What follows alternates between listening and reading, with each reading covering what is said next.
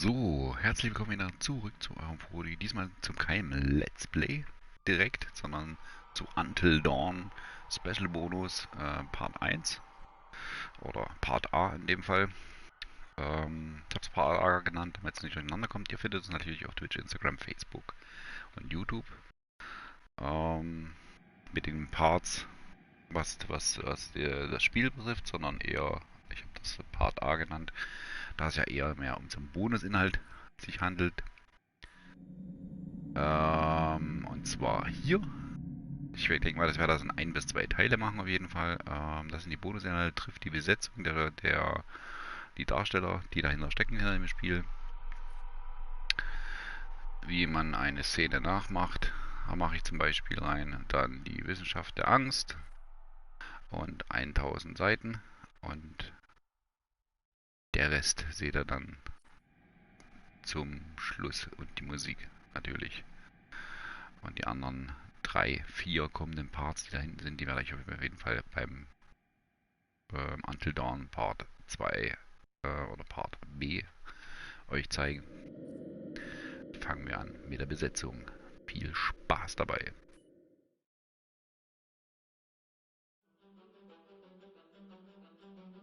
I am Hayden Panettiere, and we are here at the studio recording Until Dawn. My name is Rami Malek, and I play Josh. My name is Megan Martin. My name is Brett Dalton. My name is Antonella Lentini, and I played Hannah and Beth. My name is Jordan Fisher, and I play the character Matthew, Matt for short. I'm Nicole Bloom, and I play Emily in the game. My name is Noah Fleiss. I am Galadriel Steinman, and I play Ashley.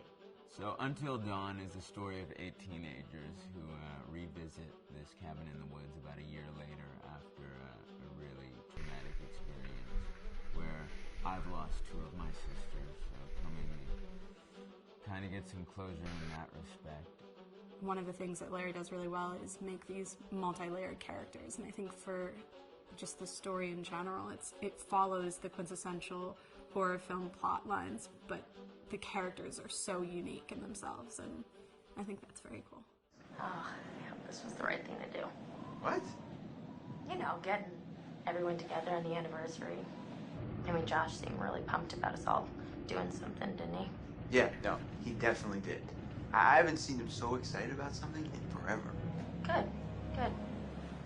Sam and I have a few things in common, such as being huge lovers of animals, and she's a huge animal lover. She's vegan. She is a pacifist. I'm not quite sure if I'm gonna go as far as saying that I'm a pacifist, but she's spunky and cool. I know that she, I think, is made fun of a little bit by the rest of them who think that her morals and her beliefs in that area are a little ridiculous and they don't agree with them, but she doesn't care. It doesn't stop her from being herself, and that's something that I hope I have in common with her. You know, he definitely can be depressed at some times and a bit of a loner, but he takes some solace in one of his sister's friends, Sam, played by Hayden Panettiere, and invites everybody back to the same house the next year to kind of find some closure. Jessica she has a whole lot of personality. She is definitely the sort of mean girl character that, you know, at school she knows she's pretty, she knows that boys like her, and she's going to use it to her advantage. He's got a big heart, and you can tell that that's very evident, especially how he treats his girlfriend, Emily, and, you know, he's kind of a meathead, but in the best way possible. She really knows what she wants, and she manages to get that from whomever it is, whether it be Matt or Mike. You know, she's really driven, and I can definitely relate to that. My character is Chris, and he is what society might consider the nerd of the group, and he kind of embraces it. Ashley she's a little more serious than some of the other girls. She's definitely very intelligent and thoughtful. She kind of looks at the whole big picture of things. She's not quite as geeky as Chris, but they connect in a lot of ways. Mike is like big guy on campus. He's the class president who has some charm and has brain. And I don't know, people seem to like Mike. He gets away with a lot, though. He can be kind of jerky. The fact that he really just kind of wants everyone to be happy, and he's a people pleaser, and I can definitely attest to being, that guy. I'm always the friend that wants everybody to be happy and wants everybody to be taken care of, and that's definitely Matt. But also, like, this character is just so fun. I rarely get to play the bitch, and so it was really fun to do that. The spirit of things, seriously, what's wrong with you? I'm just trying to lighten the mood, Em. Don't be like that. Like what? The way you're being. You always get like this. I just think this is just the coolest thing to be a part of, and I just think it's going to take the world by storm. I really do. I think this genre is the wave of the future, and I think that once people see the potential behind it, of getting to interact with the drama that you're witnessing unfold in such a realistic way, that this is how entertainment's going to be from now on. So, das trifft die Besetzung. Geht gleich weiter, wie man eine Szene nachmacht. Viel Spaß dabei! Hi, this is Lee Robinson, production designer on Until Dawn. The production design for Until Dawn started with the great teen horror script that sets the characters in a Canadian winter mountain lodge, being a contemporary setting with visual clues derived from classic films of that genre, such as Hitchcock's Psycho and Stanley Kubrick's Shining. The storyboards are vital to the production design, as it allows the designer to understand the scale of the environments to be made and the detail that will be seen to create the atmosphere of a horror. This took us into concepts that took these storyboards further, visualizing the world through the color palette, the lighting, tone and the mood, and developing key locations such as the lodge, the cable car stations, the forests themselves, the wilderness. As you can see, the environments and atmospheres change quite a bit from warm and inviting to cold and threatening. The Millionaire's Mountain Lodge was a key example. It was designed to be made from nearby stone and timber, embedding it into the landscape, with a contrasting and contemporary interior needing to be opulent and extravagant. We created dark and claustrophobic corridors with ominous and large open spaces, almost cathedral-like in size, and with huge structures to silhouette and dwarf the characters within, providing a labyrinth to explore and wander. Each character was developed with a strong visual identity in mind, with contrasting colours, tones and silhouettes to identify them, each to have their own texture, pattern and shape, so that when they were lined up you could always identify them. The costume designs allowed a range of clothes that would suit them for the cold winter weather, but also have an element of style and individualism, so that the audience could look at them and relate, recognizing themselves within them. A lady would like to cuddle up with her man by a nice cozy fire bathed in atmospheric mood lighting. Right. It'll get plenty toasty once we're rubbing up against each other. Mike? Yeah. Fire and mood lighting. Yes. Working with the lighting artists, we really brought the look and feel of the world together, and this required a thorough understanding of the visual language of teen horror. A key scene was where all the characters emerge out of the rear of the lodge chasing Hannah. A contrast is evident straight away from the exterior wilderness to the warmth of the lodge. The attention to character lighting here is through the bounce and rim lighting, accented colours and composition, creating characters that come from the dark into the light and back again with an emotional effect. Guys, there's someone outside. What the hell? Hannah! What's going on? Where's my sister going?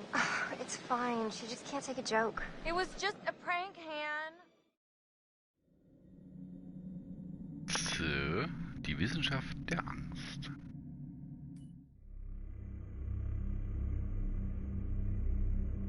Until Dawn is a game that's full of horror, and one of the things we decided to do early on was to take a scientific approach to how scary it was. So we did experiments on people and we measured their responses to the game. We've created a test area. It's as close to a home setup as we can get it. We've recruited ordinary people to play the game and we've left them to play it on their own. You're turning the light off.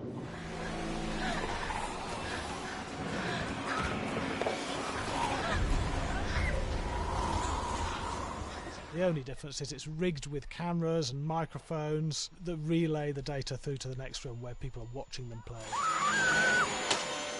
Bracelet here we use for biometric testing. It measures the player's emotional response. It's called a galvanic response sensor. It makes contact with the user's skin and it measures the electrical conductivity across their skin. It's the same principle as an old-fashioned lie detector. When you're stressed, you sweat a little, very sensitive, and picks up tiny changes if the player is feeling anxious or scared. That data's fed back to a testing team, comes through as a graph.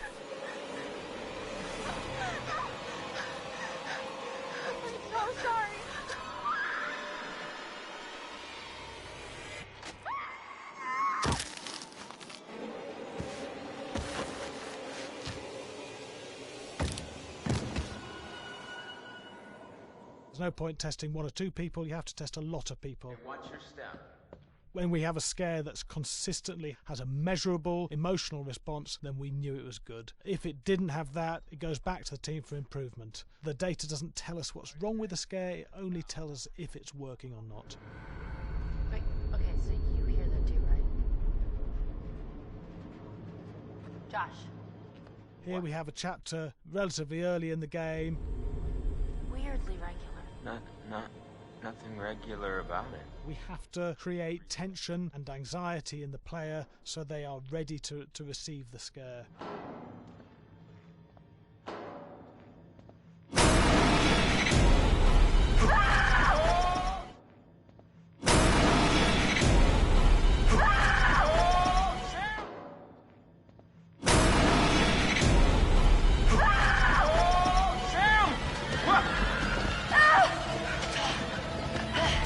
Give the player time to recover, to cool down, to calm down, and then start building the tension again before we do the next scare.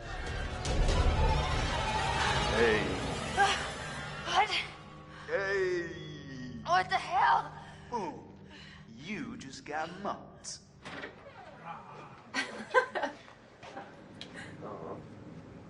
Yeah, I have such an adrenaline high from that game. There's two things we found. One is we could look at the scares, analyse if our expected scares were working effectively. Were people shrieking and covering their hands, or were they getting an emotional response from it? And being scientific about it means that we strip out people's opinions about whether things are working or not. We've got data, and we look at the data. If it's working, we're happy with it. Really scary.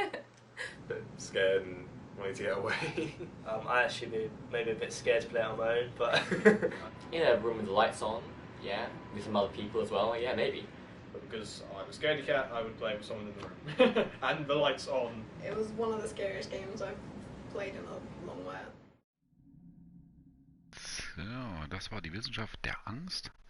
1000 Seiten ist das nächste. Und das letzte in diesem Special-Bonus. Das einen anderen Teil werdet ihr in Until Dawn Part B Special-Bonus dann bekommen. Die letzten 3, 4 Bonusinhalte. Hi, Larry. Hey, Graham. Hi, my name is Graham Resnick. I'm a filmmaker, writer, director, sound designer, and I started working with Larry Fessenden about 10-15 years ago through my friend Ty West, who I grew up with, and have done a lot of sound design with on his films. And he was producing Ty's films at the time, and Ty introduced me to Larry. Larry produced my first feature, and we've written together on several projects. My name is Larry Fessenden. I'm a filmmaker. I run Glass Eye Pix, which is an independent production company out of New York. We make indie movies, a lot of scary movies as well. And I got a call to audition to write this video game. And I called my pal Graham Resnick because Graham is a gamer. And Ihr wisst genau, an wem der sich erinnert, an den alten Mann, der uns geholfen idea hat. of writing this multi-branching Der story, genau, I knew that I would dieser want Larry. Graham's expertise An as a diesem lover of Rumstreuner, der gameplay mir since I guess games were started. So der dir versucht die ganze Zeit zu helfen und and zu as a grillen. lover, yes. Which is why there's so many sex jokes in the game. There was one Italian website that did say the Larry that's Fessenden and right. Graham Resnick, the two lovers behind Until Dawn. Come here. Maybe I know how to handle you too. I am definitely ready to be handled. So I wanted Graham by my side. Yeah, and we got the gig, and it's been an amazing ride. Oh, hell yeah. Oh my god. She's taking her shirt off. What? Oh my god. Matt, what are you doing here? Hannah. I'm sorry, Hannah. This all got Don't out of mind, hand, just but... So in the game, the basic setup is that a year prior to the game's start, all these kids had gone up to a ski lodge that was owned by the parents of one of the kids, or a couple of the kids, and some of the teenagers played a prank on some of the other teenagers, and the terrible tragedy occurred when a few of them, two sisters, ran out into a blizzard, and were never seen from again.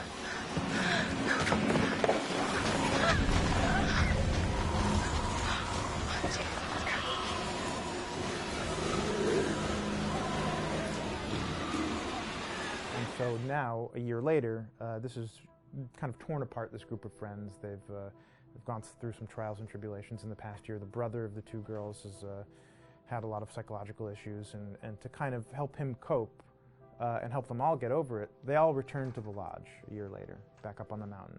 And the idea is to get over it, but... the healing does not begin. Yeah, and these kids are all trying to find themselves. They've been through a trauma, but in general, they're just teenagers trying to figure out who they are. So they're all kind of falling into the patterns, the stereotypes, the characters they see on TV and in the movies. I think we were very interested in taking genre tropes and kind of making them sort of refresh them.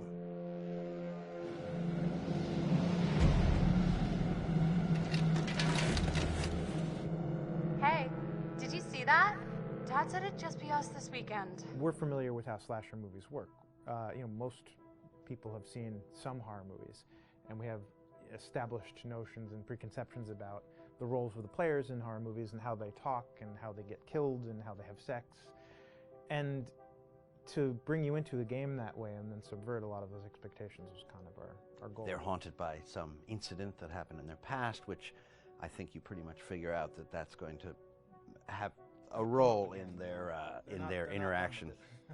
Yeah, so I think what was fun was we take some sort of stock characters and we try to give them some shape, but at least at the beginning they're recognizable in the way of groups of friends. There's the jock and the bitchy girl and the rivalries between everyone. And oh my gosh, and really fun characters too. Like we just had so much fun living in the minds of these characters through writing the script.